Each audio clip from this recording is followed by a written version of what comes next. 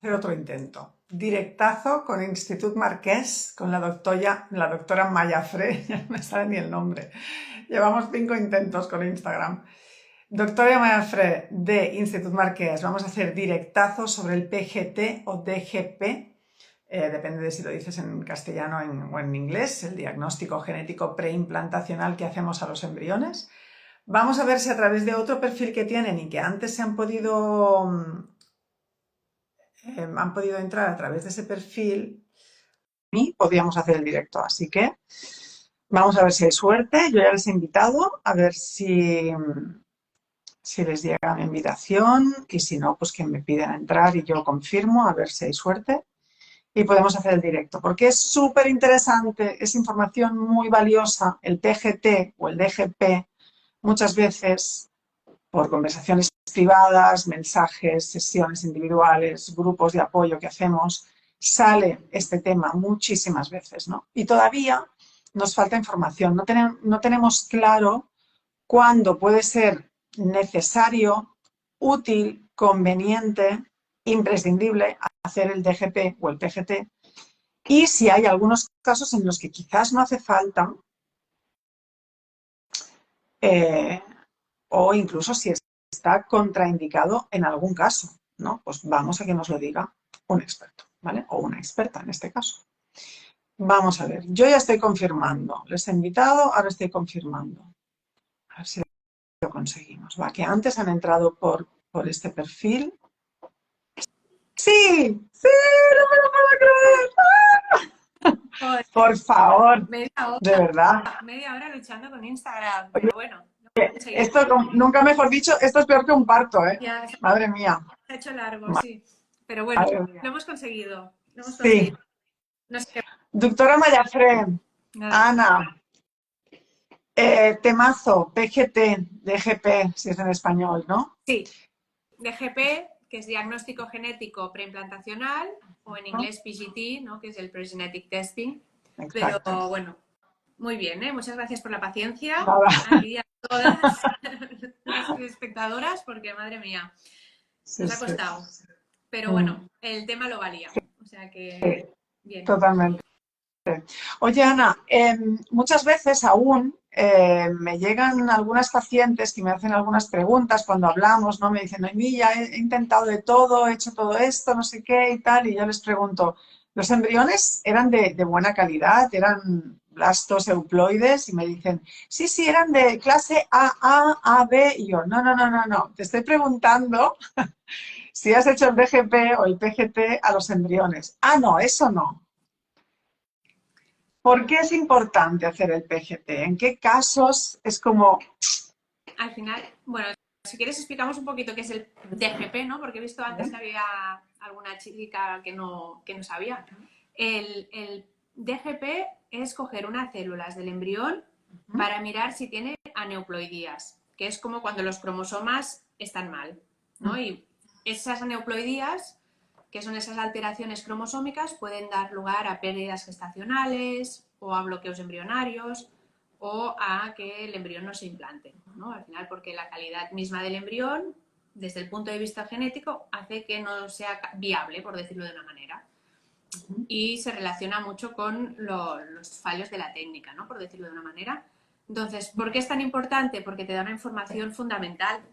Al final, se ha visto que cuando tienes un embrión de buena calidad euploide, que euploide quiere decir que tiene la carga cromosómica normal, o sea que tiene los cromosomas que le tocan, ya sea 46XX o 46XY, para hacerlo un poquito más sencillo, la tasa de embarazo y de recién nacido vivo aumenta hasta tasas superiores al 90% después de unos 3 transfers, y con el primero ya tienes una tasa muy, muy alta. Entonces, es muy importante, ¿por qué? Porque te permite aumentar la tasa de éxito con el primer transfer, ¿no? Y te da mucha información. Entonces, cuando has hecho varias transferencias y los embriones no han estado estudiados, es difícil saber exactamente por qué razón no ha funcionado, ¿no? Si ha coincidido que el embrión no estaba bien y no tenía posibilidad de implantación o de llegar a término, o si hay alguna otra cosa que se nos escapa. Entonces, es muy importante tener esa información de manera previa a la transferencia.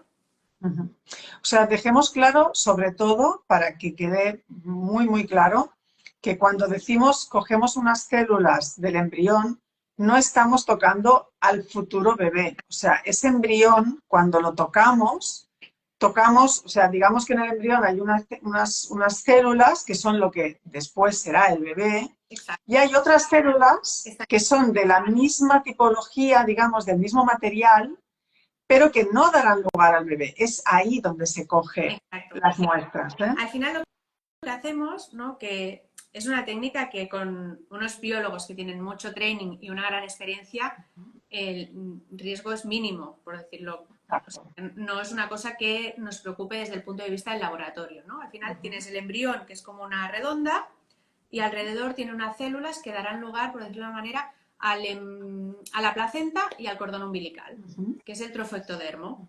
Y luego hay como un grupito de células que es lo que dará lugar al bebé, que es la masa celular. Masa, exacto. La masa celular interna no se toca nunca. Lo que se hace es coger células, que de hecho al día 3 del embrión a veces les hacemos un agujerito con un láser y esas células ya empiezan a salir solas. Y entonces en día 5 o en día 6 se cogen esas pequeñas células, que son alrededor de 6, 8, entre unas 200, 300 que puede tener el embrión, y se analizan esas células. Y con esas células tenemos esta información tan importante y tan valiosa. Exacto. O sea, no dañamos a lo que será el futuro bebé. O sea, no le estamos quitando una célula a nuestro hijo futuro, ¿no? Y después, lo que decías de los tantos por cientos y que incrementa el éxito, ¿no? El tanto por ciento de éxito en bebé nacido sano, ¿no? Y quedarte embarazada y que después el embarazo vaya bien y tal, es por el simple hecho de que estamos transfiriendo un embrión que sabemos que está bien, porque si transferimos un embrión que no sabemos si está bien o no, las probabilidades de que no esté bien en bastantes casos, yendo a reproducción asistida, estamos diciendo, son altas. Entonces, por eso puede tardar más quedarnos embarazadas y tener un hijo nacido vivo, sano, ¿no? En cambio, si lo analizamos, ya vamos sobre seguro en ese sentido. Claro. Sobre todo, a medida que avanza la edad, claro, hoy en día la media de tener el primer niño ya es una edad más tarde que antaño, ¿no? Que ya estamos alrededor de los 32, 34 años, ¿no? Pues sobre todo, a partir de los 37 es cuando la tasa de aneuploidías, que es de embriones con estas alteraciones cromosómicas, ya supera el 55%. Es decir, imagínate.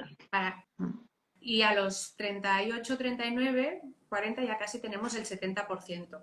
¿Qué pasa? Que al final si tienes 10 embriones de 40 años y la media, porque al final las estadísticas es sobre un grupo de mujeres, o sea, no es a ti misma, te puede tocar o todos sanos o enfermos, pero es para que uno, las estadísticas sirven para tener una idea global de la media. Entonces, si 7 de cada 10 tienen alteraciones y no van a ser viables y por lo que sea empiezas a hacer transferencias de embriones que no son viables, claro, al cabo de 3, 4 o 5 transferencias fallidas, eso desde un punto emocional, económico y moral es duro, porque no tienes una explicación.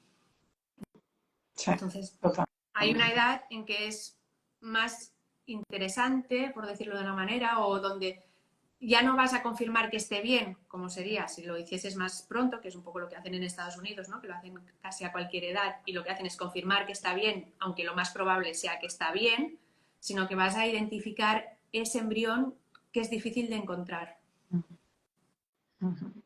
Esto, por ejemplo, si estamos hablando ya de pacientes que tengan 40 años, 39, 40 años, la probabilidad es aún mayor de que los embriones tengan algún tipo de problema cromosómico, ¿no? Y de que haya fallos de implantación, abortos de repetición, todas estas, ¿no? Estos problemas que nos podemos encontrar, ¿no?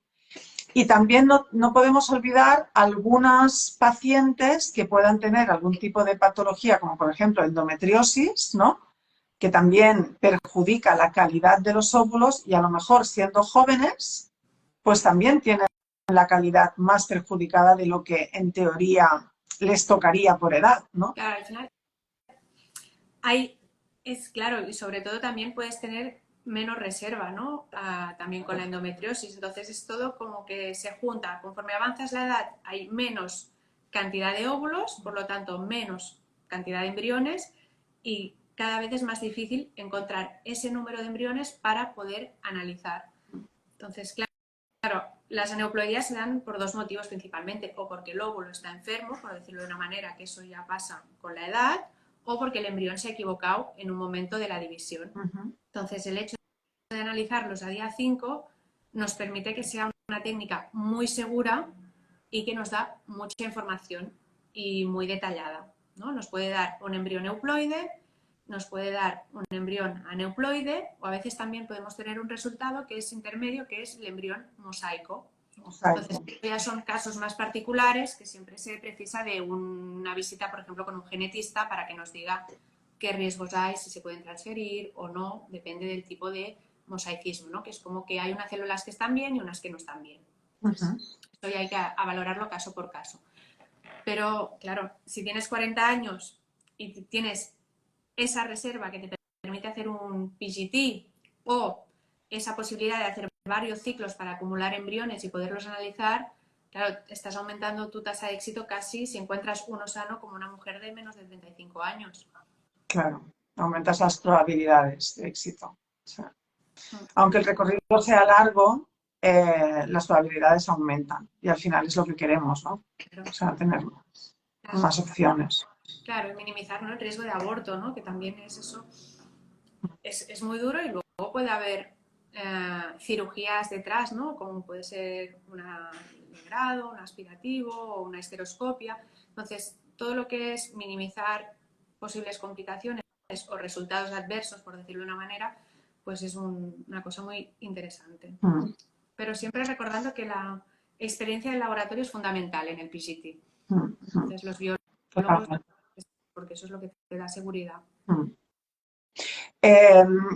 Yo, por ejemplo, cuando hacía los tratamientos de fecundación in vitro, en Italia no era en España, yo siempre sacaba 4 folículos, tenía una muy baja reserva ovárica, yo no sabía que era tan baja en ese momento. Ahora, cuando miro ahora los documentos me doy cuenta de que estaba ya bajo mínimos. Hacía 4 folículos, solo 2 eran fecundables, fecundaban los 2, categoría AA, AB, siempre, con las 5 que me hice, pero nunca quisieron hacerme el DGP. ¿Por qué una clínica te puede decir no hagas el DGP? Teniendo 39, 40 años y pocos embriones. Claro, yo en Italia no conozco bien la ley, ¿no? Pero bueno, al final es una cosa que hay que hablar. Se puede hacer la ley, se podía. Hablar con la paciente, ¿no? Yo creo que la paciente tiene derecho y debe estar informada de las técnicas que se pueden aplicar y de las cuales se podrían beneficiar. Y claro, al final es un riesgo, no sé si es un tema coste-beneficio, pero al final es con más de 37 años es una técnica que hay que informarla, que es importante saber que existe. Luego es muy personal el hacerla, el no hacerla, pero al menos haber estado informada y decidir. Claro, al final es como lo bueno es enemigo de lo mejor, ¿no? Pero claro, si no lo haces, pues pierdes esa información, porque al final, si hubieses hecho, aunque fuesen poquitos, y todos están mal, no haces ninguna transferencia y tomas otra decisión antes, ¿no? En vez de seguir o de hacer. Entonces, bueno, tampoco es verdad que porque hagas unos ciclos que no haya ningún euploide, puede ser que en el siguiente haya un euploide.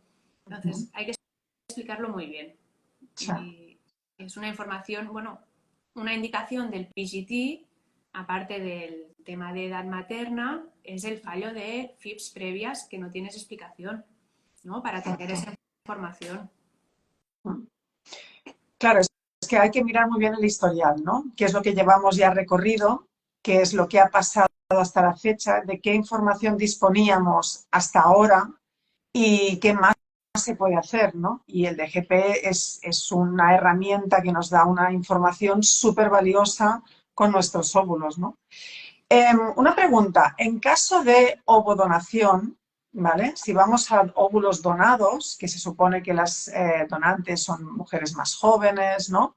O incluso en caso de donación de embriones, ¿no? que también tienen que reunir una serie de características por ley, ¿no? No más de tantos años, ¿no? Es importante también hacer el DGP o el PGT. ¿No es necesario o no conviene? ¿Cómo estamos en ese sentido? Es un poco lo que te comentaba al principio. Al final, cuando lo haces antes de los 35 años, donde el mayor porcentaje de embriones son sanos, por estadística también, ¿no? Pues normalmente el 80% son sanos, y haces la biopsia, vas a confirmar que están bien. O sea, probablemente vas a biopsiar el que ya te ibas a poner primero.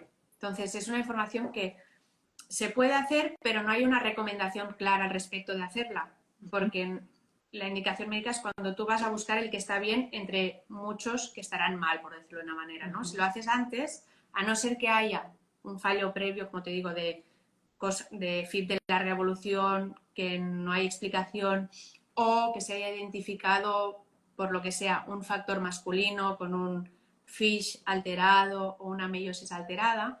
En casos de ovodonación no se puede explicar que existe la opción, pero no es una cosa que se recomiende desde el punto de vista clínico, ni desde la clínica ni desde las guías, ¿no? Porque al final es lo que te digo, en edades más jóvenes el riesgo de aneuploidía es mucho más bajo. Estás hablando de un 15-20% frente a un 70, 80 o 90% según la edad que tengas. Entonces estamos hablando más que no recomendarlo, sería que no es necesario hacerlo, ¿no? Claro, eso es O sea, caso por caso, no porque no es que, también no es ver que la sea historia. contraproducente, ¿no? Exacto. Es Pero como que el beneficio que tú obtienes no es tan grande como cuando lo haces en edades más avanzadas, que ahí sí que te permite identificar igual el único embrión sano que hay entre 15. correcto. Yo, por ejemplo, he hablado con algunas chicas que ahora mismo están en tratamiento, que han pasado abortos en plural, y están muy tocadas, obviamente, ¿no? Emocionalmente, psicológicamente, ¿no? Y sí que es cierto que algunas que han pasado a ovo han dicho, yo voy a hacer el DGP igualmente, porque quiero reducir al máximo la posibilidad de volver a tener un aborto, ¿no? Entonces, como Entiendo. mínimo que no sea por el embrión, Claro, ¿no? Descartar una claro, cosa. pero en este caso habría una historia detrás que lo indicaría, ¿no? Que es estos abortos de repetición sin causa conocida. Entonces, es lo que te comentaba, ¿no? Hay unas indicaciones puntuales en las que se pueden hacer excepciones, o no excepciones, sino que sí que podría estar indicada hacer un DGP. Sí, no tanto por una razón médica física, ¿no? Que pensemos que esos embriones estarán mal, pero sí por una cuestión de tranquilidad de la paciente, de que va un poco más Bueno, tranquila, ¿no? pero también hay un lado médico, ¿no? El entender estos abortos de repetición, aunque cambies el óvulo, si la paciente era joven, igual estás en la misma situación que una ovodonación, igual hay que mirar que no haya un factor masculino. O sea, cuando se han descartado otras causas y no se ha encontrado el motivo, se puede llevar a cabo, ¿por qué no? Es importante esto. Para mí el DGP es súper importante. Es una de las cosas que más defiendo y que doy gracias a la ciencia de que exista, porque igual que se puede analizar el esperma, ¿no? También será fantástico el día que se pueda analizar un óvulo, ¿no? Que por ahora mismo no se puede hacer, ¿no? Pero si todo lo que se pueda analizar, analizarlo, está genial. Es que el DGP es eso, te da esa información que te permite también a veces lo que te comentaba, ¿no? Entender muchas cosas y a veces hacer un paso hacia la ovodonación cuando es necesario, ¿no? Porque a veces si no entiendes, a veces estás como bloqueado y no puedes avanzar. O muchas veces incluso, ¿no? Cuando vamos a congelar, eh, congelamos, ¿no? Los óvulos, ¿no? Vitrificamos los óvulos pensando que están bien, después vamos, ¿no? Fecundamos y resulta que de esos 15 o 12 o lo que sea me quedan 2 que son embriones buenos, ¿no? Los demás no estaban bien, ¿no? O a lo mejor congelo embriones, ¿no? Mira, pues hemos sacado 7 embriones. Vale, pero es que además después igual te los vas poniendo y no te quedas. Y resulta que si los hubieras analizado, igual te hubieras dado cuenta de que no tenías 7 congelados, tenías 2 buenos o 1, ¿no? Y eso es importante también de cara a saber qué es lo que tienes ahí en esa neverita, ¿no? O sea, yo tengo yogures o no tengo nada hoy para cenar, tengo que ir al súper o no tengo que ir al súper, ¿no? Pues eso es lo mismo. Claro, al final, esto es lo que dices, ¿no? El riesgo de quedarte sin hijos involuntariamente, ¿no? Un poco que si tienes esa información y tu plan de vida, por decirlo de una manera, es tener 2 o 3 hijos y sabes que solo tienes un embrión euploide, pues igual haces otro ciclo antes para acumular embriones Exacto. o para vitrificar más óvulos, Sí. ¿no? Pero la importancia de la edad en las técnicas de reproducción asistida es muy importante porque al final la FIP no te cambia la edad.